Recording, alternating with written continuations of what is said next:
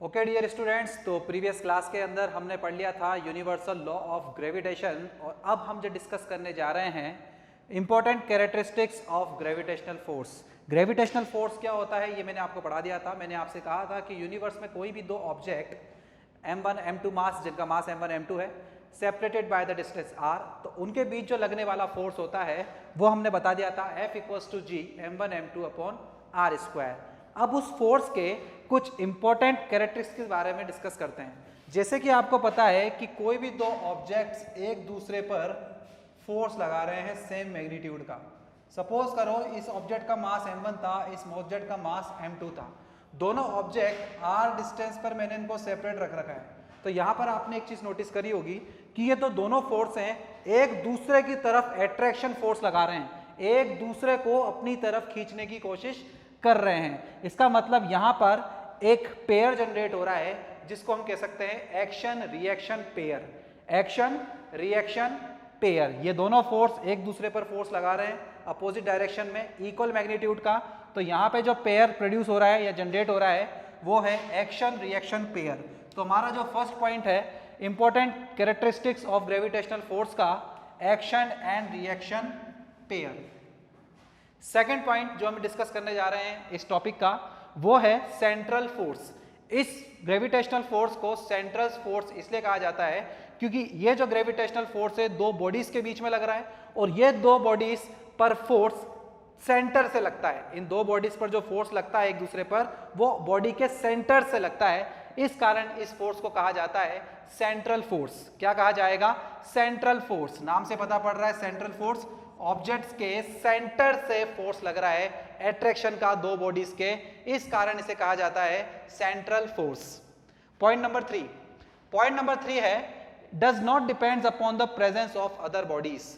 Universe में कोई भी दो ऑब्जेक्ट्स के बीच में जो फोर्स लगता है, जैसे मान लीजिए यहां पर ही दो ऑब्जेक्ट्स के बीच में फोर्स लग रहा है और इन दोनों ऑब्जेक्ट्स के बीच में अभी तो हमें कोई मीडियम नजर नहीं आ रहा है, पर सपोज करो अगर कोई ऑब्जेक्ट इन दोनों ऑब्जेक्ट्स के बीच में आ जाता है तो ऐसा नहीं है कि इन दोनों ऑब्जेक्ट्स के बीच का जो फोर्स है वो चेंज हो जाएगा, नहीं, क्योंकि ये जो ग्रेविटेशनल फोर्स है ये अदर ऑब्जेक्ट की प्रेजेंस पर डिपेंड नहीं करता। ऑब्जेक्ट चाहे उन दोनों बॉडीज के बीच में हो या ऑब्जेक्ट उन दोनों बॉडीज के बीच में ना हो, लगने वाला ग्रेविटेशनल फोर्स हमेशा इक्वल ही रहेगा, यानी does not depends upon the presence of other bodies. Point number 4, negligible in case of light bodies but becomes appreciable in case of massive bodies like star and planets। देखिए gravitational force जो है वो light bodies के लिए और heavy bodies के लिए, सबके लिए अप्लाई कर सकते हैं। जैसे मान लीजिए अगर बॉडीज बहुत लाइट है, मतलब उनका मास इतना ज्यादा कम है, तो आप उन दोनों बॉडीज के बीच का ग्रेविटेशनल फोर्स फील ही नहीं कर पाओगे। ठीक है, फील नहीं करने का मतलब ये है क्योंकि हमें पता है कि फॉर्मूला होता है F equals to G m1 m2 upon r square. दो लाइट केस की बॉडीज को मैंने r डिस्टेंस पर सेपरेट कर रखा है। दो बहुत लाइट बॉडीज, मतलब बहुत छोटा इनका मास है, उनको मैंने r डिस्टेंस पर सेपरेट कर रखा है और हमें पता है ये जो फोर्स होता है ये प्रोडक्ट ऑफ मास के डायरेक्टली प्रोपोर्शनल है, यानी प्रोडक्ट का मास का प्रोडक्ट जितना ज्यादा होगा फोर्स उतना ही ज्यादा होगा, लेकिन मास ही बहुत कम है। मास लाइट बॉडीज का इतना कम है और g की वैल्यू जो आती है वो आती है 6.67 इंटू 10 की पावर माइनस 11। तो यहाँ पे जो वैल्यू निकल कर आएगी F equals to G m1 m2 upon r square में g की वैल्यू जब मैं 6.67 इंटू 10 की पावर माइनस 11 पुट करूंगा और ऑब्जेक्ट लाइट बॉडीज का मास मैं उस फॉर्मूले में पुट करूंगा तो m की वैल्यू इतनी छोटी है कि उस f की वैल्यू हमेशा किस में आएगी? माइनस में। f की वैल्यू माइनस में क्योंकि g की वैल्यू 10 की पावर माइनस 11 है, तो आने वाली वैल्यू फोर्स की बहुत कम आएगी। अब जब बहुत ज्यादा कम आएगी तो उसको हम फील नहीं कर सकते, इसलिए लाइट बॉडीज के लिए ये नेग्लिजिबल के बराबर है। लेकिन बात अगर बड़ी बॉडीज की हो रही है, मासिव बॉडीज की हो रही है, तो वहां पे इसको फील किया जा सकता है। जैसे मान लीजिए अर्थ और मून के बीच में ग्रेविटेशनल फोर्स लग रहा है, अर्थ और मून के बीच में ग्रेविटेशनल फोर्स लग रहा है, तभी तो आप पढ़ते हो कि अर्थ के ओशन लेयर पे जो टाइड्स प्रोड्यूस होती है मून के ग्रेविटेशनल फोर्स के कारण होती है। अर्थ के ओशन लेवल पर जो टाइड्स प्रोड्यूस होंगी वो मून के ग्रेविटेशनल फोर्स के कारण होगी। ठीक है, क्योंकि मून का मास बहुत ज्यादा है, अर्थ का मास भी बहुत ज्यादा है, तो यानी प्रोडक्ट बहुत ज्यादा होगा। प्रोडक्ट ज्यादा होगा तो जी की वैल्यू हमेशा छोटी नजर आएगी हमें। जी की वैल्यू तो रखेंगे तो हम वही, लेकिन एफ की वैल्यू जो निकल कर आएगी वो बहुत ज्यादा आएगी। अब ज्यादा आएगी तो इसका मतलब क्या हुआ, उस फोर्स को आप फील कर सकते हो। जैसे मान लीजिए, जैसा भी मैंने आपको थोड़ी देर पहले एग्जांपल बताया, जितने भी प्लैनेट्स होते हैं सपोज करो वो सन के अराउंड रिवॉल्व करते हैं। क्यों? क्योंकि सन उन पर क्या कर रहा है, ग्रेविटेशनल फोर्स से उसको होल्ड करके रखा हुआ है। क्योंकि सन का मास बहुत ज्यादा है, अर्थ का मास बहुत ज्यादा है, तो अर्थ उसके अराउंड क्या कर रही होगी, ग्रेविटेशनल फोर्स के कारण रिवॉल्व कर रही होगी। तो वहां पर आप इस चीज के बारे में सोच सकते हो, लेकिन लाइट केस की बॉडीज के बारे में या लाइट बॉडीज के बारे में इसको हम नेग्लिजिबल ही मानते हैं। लॉन्ग रेंज फोर्स, बिल्कुल सही बात है, लॉन्ग रेंज फोर्स है, तभी तो आपने देखा होगा सन इतनी दूर होने के बाद भी अर्थ को अपने ऑर्बिट में होल्ड करके रखा है। क्यों? ग्रेविटेशनल फोर्स के कारण। ठीक है, क्योंकि ग्रेविटेशनल फोर्स जो होता है वो लॉन्ग रेंज फोर्स होता है। मून इतना ज्यादा दूर है अर्थ से, लेकिन अर्थ के ओशन लेयर पर टाइड्स प्रोड्यूस हो जाती है। किसके कारण? मून के ग्रेविटेशनल फोर्स के कारण। अब इतना दूर है मतलब लॉन्ग रेंज फोर्स को कहा जा सकता है। नेक्स्ट है distance always measured from the centre of the bodies. जैसे कि मैंने आपको पहले ही बताया था लास्ट लेक्चर में कि दोनों ऑब्जेक्ट्स के बीच की जो हम डिस्टेंस मेजर करते हैं, जैसे मान लीजिए ये एक m1 मास का ऑब्जेक्ट है, ये एक m2 मास का ऑब्जेक्ट है, दोनों के बीच की डिस्टेंस कितनी ली हमने, r। दोनों ऑब्जेक्ट के बीच की डिस्टेंस कितनी है, r। और ये जो r डिस्टेंस मैंने आपको बताया था हमेशा ऑब्जेक्ट के सेंटर से ही मेजर किया जाता है, हमेशा ऑब्जेक्ट के सेंटर से ही मेजर किया जाता है, इसलिए distance always measure from the centre of the bodies. Next attractive force. हमें पता है ग्रेविटेशनल फोर्स का नेचर होता है, क्योंकि फोर्स ऑफ एट्रैक्शन है, एट्रैक्टिव फोर्स इसका नेचर है, ये कभी भी दो बॉडीज को रिपल नहीं करेगा, ये हमेशा फोर्स क्या करेगा, ऑब्जेक्ट को अट्रैक्ट ही करने की कोशिश करेगा। इस कारण इस फोर्स को, ग्रेविटेशनल फोर्स को एट्रैक्टिव फोर्स भी कहा जाता है, और ये फोर्स का नेचर है या इसका कैरेक्टरिस्टिक्स है कि ये क्या है, एक एट्रैक्टिव फोर्स है, एट्रैक्टिव फोर्स है। सो ये कुछ पॉइंट मैंने डिस्कस किए। तो next point is experiment support for the law of gravitation. Experiment support for the law of gravitation. अब इसके एक्सपेरिमेंट देखते हैं कि लॉ ऑफ ग्रेविटेशन कहां पर इसका एक्सपेरिमेंट सपोर्ट है। पहला point, all the planets revolve around the sun due to force. अभी मैंने आपको थोड़ी देर पहले बोला था जो ग्रेविटेशनल फोर्स होता है वो सभी प्लैनेट्स को यानी जो सन है वो सभी प्लैनेट्स को अपने ऑर्बिट में रिवॉल्व करवाता है। क्यों? क्योंकि सन उन प्लैनेट्स पे क्या लगा रहा है, ग्रेविटेशनल फोर्स लगा रहा है। तो ये भी हमारा इसका एक्सपेरिमेंट सपोर्ट में आता है पॉइंट। सेकंड है tides are formed in ocean due to force. Earth की सरफेस पर या अर्थ की ओशन लेयर पर मून के ग्रेविटेशनल फोर्स के कारण टाइड्स प्रोड्यूस हो रही हैं। उसके पीछे भी रीजन क्या है, ग्रेविटेशनल फोर्स। और वो ग्रेविटेशन फोर्स कौन लगा रहा है, मून लगा रहा है। किस पर? अर्थ पर। Last point is atmosphere of the earth. Atmosphere of the earth, earth के अराउंड जो एनवेलप है एटमॉस्फेयर का, उसको अर्थ ने होल्ड कर रखा है। अर्थ ने उसको होल्ड इसलिए कर रखा है क्योंकि अर्थ उस पर क्या लगा रही है, ग्रेविटेशनल फोर्स लगा रही है, जिसके कारण अर्थ के अराउंड जो एटमॉस्फेयर है वो अर्थ के ग्रेविटेशनल फोर्स के कारण क्या है, होल्ड है।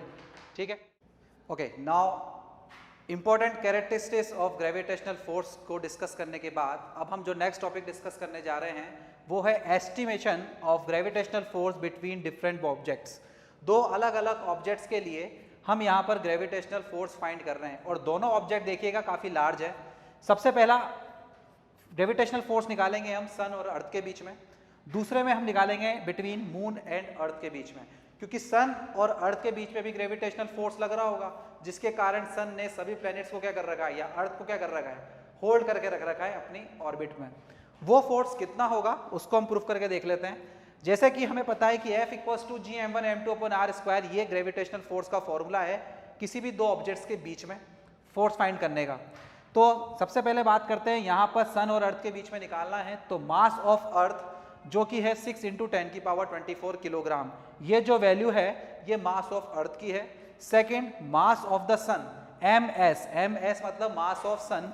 सन का मास दे रखा है 2 × 10⁻30 किलोग्राम, 2 × 10⁻30 किलोग्राम।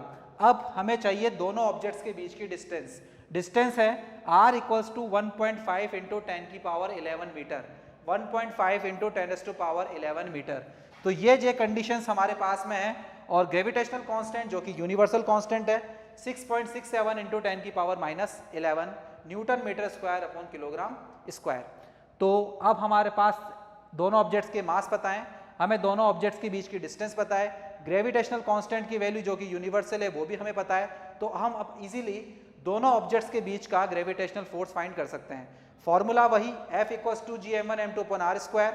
m1 यहाँ पे मास ऑफ अर्थ हम कंसिडर कर रहे हैं और m2 यहाँ मास ऑफ सन हम कंसिडर कर रहे हैं। तो फॉर्मूले में F equals to G mass of earth mass of sun divided by r square.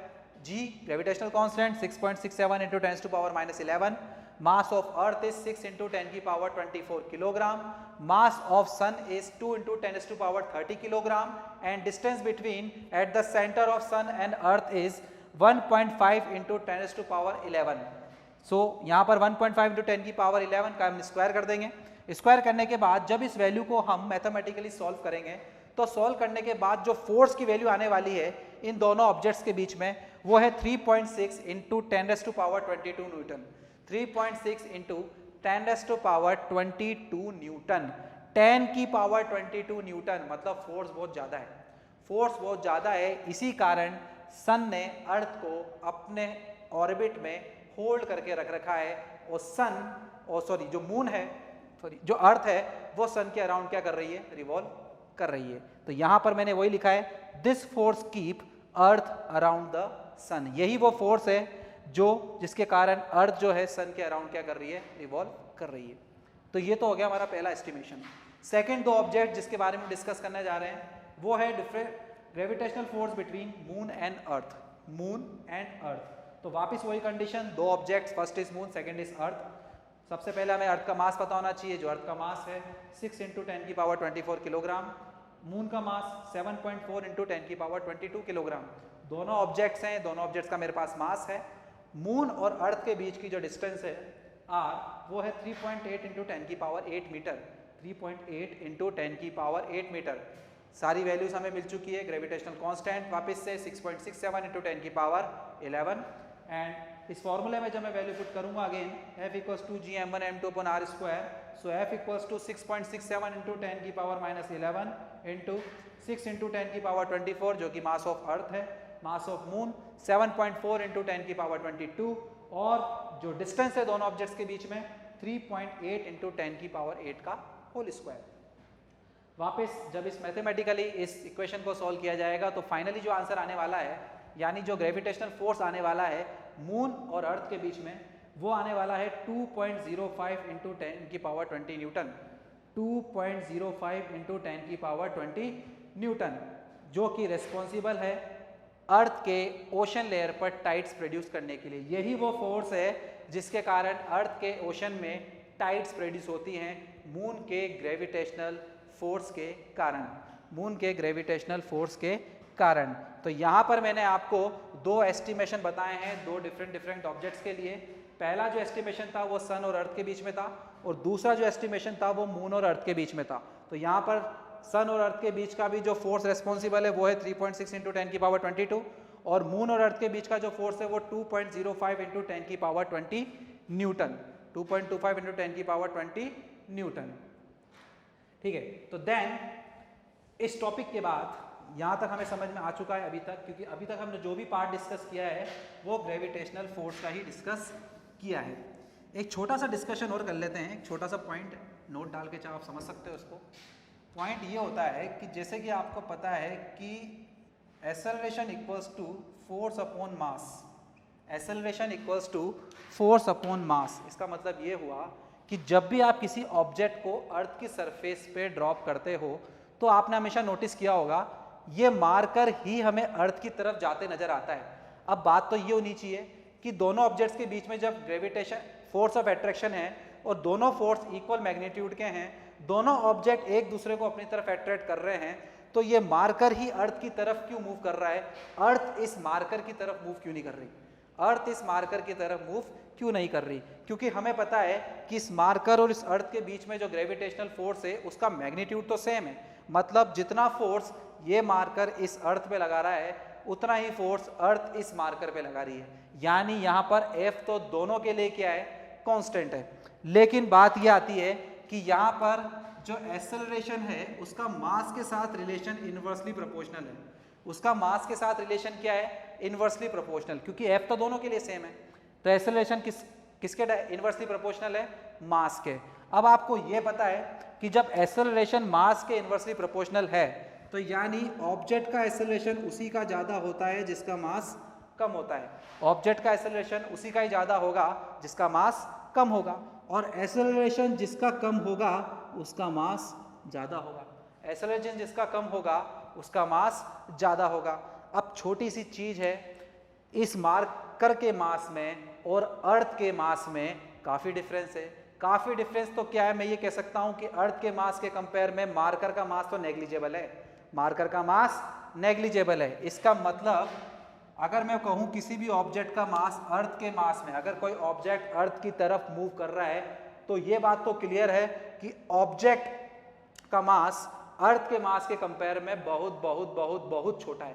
वो इतना ज़्यादा छोटा है, इतना ज़्यादा छोटा है कि बस छोटे होने के कारण वही अर्थ की तरफ एक्सेलरेट होता हमें नजर आता है।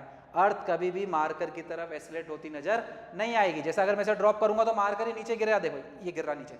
नीचे गिरने के पीछे रीजन क्या है कि यही एक्सेलरेट होता नजर आ रहा है क्योंकि इसका मास बहुत ज्यादा कम है।